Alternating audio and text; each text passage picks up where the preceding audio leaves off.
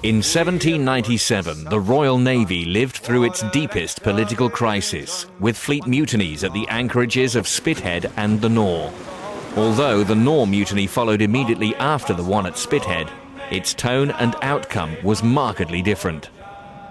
In 1795, the Admiralty in London received word from Admiral Philip Patton that discontent amongst sailors was rife and that a general mutiny was a distinct possibility.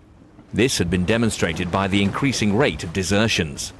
Their lordships in London paid little heed to these early warnings, and even when sailors themselves had begun to communicate directly about their grievances, nothing was done. The sailors' complaints primarily revolved around low pay, the way in which they were paid, and the quantity and quality of their food. Just prior to the Spithead Mutiny, in February 1797, further letters were sent explaining these issues. Once again, they fell on deaf ears. British sailors had not received an increase in pay since Charles II had been on the throne. The way in which they were paid was also problematic. Noel Mostert explains in his book The Line Upon a Wind. It could be years before they got their pay, which was issued only when the ship was paid off. The sailor was then paid through tickets, which had to be cashed at the port where he was commissioned into the Navy. When transferred to another ship, he had to be sure to collect his tickets from the purser. If he failed to do that, the purser was likely to pocket the sum for himself.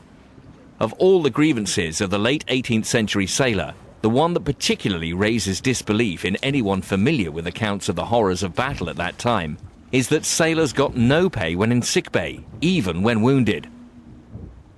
As the ideals of the French Revolution swept through the continent, backed up by France's military success on land, the safety of Great Britain rested entirely upon these underpaid, harshly treated and poorly victualled sailors. Yet still the government did nothing to better their situation. The greatest surprise regarding the fleet mutinies of 1797 is that they took so long to happen. A petition was organised by sailors in the Channel Fleet at anchor off Spithead. As boats travelled to and fro between the individual vessels and the shore, the sailors were able to form themselves into a well-organised group with surprising secrecy. The leaders, in consultation with their fellows in the rest of the fleet, constructed a petition that was articulate, well-reasoned, and appealed to their lordships for fair treatment and common decency, asking for reason, peace, and good fellowship. The petition, dated February the 27th, was sent to Earl Howe, who was regarded as an ally of common sailors, and was sent on behalf of themselves and their brothers in the fleets at Spithead. Their petition was dismissed by the senior command. The sailors were then left with no option other than to increase the pressure on the Admiralty and the government in the only way left available to them. On Easter Sunday, 1797, Lord Bridport ordered that the Channel Fleet put to sea from Spithead. 3 cheers were heard from the sailors aboard Bridport's command, and the mutiny began. The fleet refused to sail in defiance of their officers. Boats then travelled between the various ships, asking for 2 representatives from each ship to come aboard the flagship, the Queen Charlotte. On Sunday evening, 32 delegates were aboard, and it was here that the sailors agreed on how their action should continue. Each was made to swear an oath of loyalty to the cause, and although the officers had been removed from command, it was stressed to all involved in the mutiny that they should be treated with the respect due their rank, although those officers that had proved to be particularly harsh and unpopular were sent ashore. Any ship that showed signs of wavering from the cause was placed under the guns of the rest of the fleet. The ships then raised a red flag to show their allegiance to the mutiny, and it was agreed that they would not sail unless to face the enemy. A final petition from all of the representatives was sent on the 18th of April, asking for better pay, including payment for the sick, a greater opportunity for shore leave, an increase in their food allowance, and, where practicable, that food should be of a better quality. They also demanded a royal pardon for their actions. Interestingly, there was no mention in the mutineers' demands regarding discipline. Despite repeated previous attempts to communicate with the Admiralty, their lordships had done nothing, and now reaped the rewards of their inaction. On the 21st of April, Admirals Gardner, Poole and Colpoys boarded the Queen Charlotte to inform the mutineers that the Admiralty Board would meet their demands regarding pay and provisions. This news was met with a guarded response. Until Parliament had confirmed the Admiralty's decision and a royal pardon had been signed, no ship would sail. King George's royal pardon was swiftly sent to the fleet by Lord Bridport, along with a government proclamation regarding their pay and conditions. This was accepted and the fleet returned to duty. However, once again the inaction of those in authority resulted in further disturbances. By the 7th of May, Parliament had still not ratified its promises, and as Lord Bridport made the signal to weigh anchor, the sailors once again refused to obey. Aboard the London, Admiral Colpoys chose to resist the mutineers, ordering his crew below and arming his officers and marines, ordering them to fire on the delegates that were by then boarding his ship. This in turn led to one of the London seamen turning a deck gun and pointing it towards the officers on the quarterdeck. In the raised tensions, Lieutenant Peter Bover shot and killed the sailor at the gun. The crew then stormed their officers, resulting in the loss of 2 more sailors. Seeking revenge, a rope was placed around the neck of Lieutenant Bover. The situation was only diffused when one of the delegates, who had previously served with Bover, ordered that they stop, and Admiral Colpoys stepped forward to take full responsibility for his officer's action.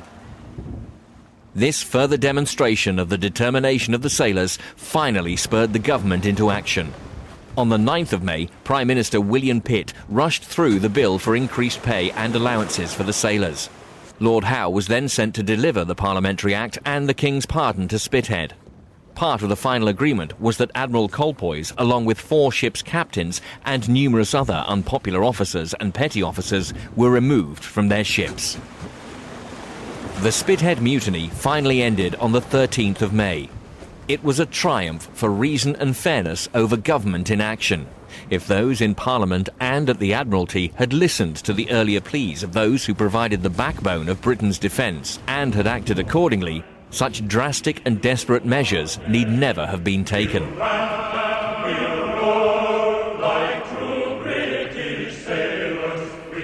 The reforms that the sailors at Spithead had so diplomatically negotiated should have ended any further insurrection. However, this was not to be the case. At the great anchorage of the Nore in the Thames estuary, further disruption was to follow. On the 12th of May 1797, the sailors aboard the flagship HMS Sandwich and, amongst other vessels, the Director, commanded by William Bligh, formerly of the Bounty, flew the red flag of mutiny and refused to obey their officers. As at Spithead, representatives then rowed between the various ships in order to spread the word.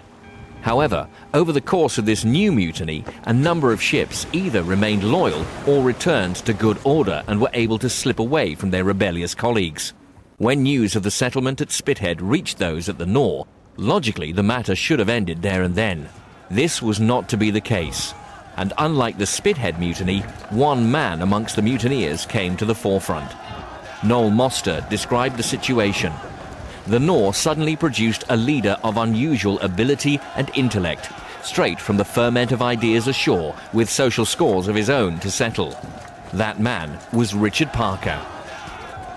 Parker had initially entered the Royal Navy in 1782, where he rose from able seaman to midshipman before joining the merchant service, after which he returned to the Royal Navy. However, his career stalled and he was eventually discharged for having a contemptuous and disobedient manner. He was briefly imprisoned for debt before returning to the Navy as a quota man. From his background, it is easy to surmise that Parker had a score to settle with the Royal Navy, and perhaps saw the mutiny as his ideal opportunity.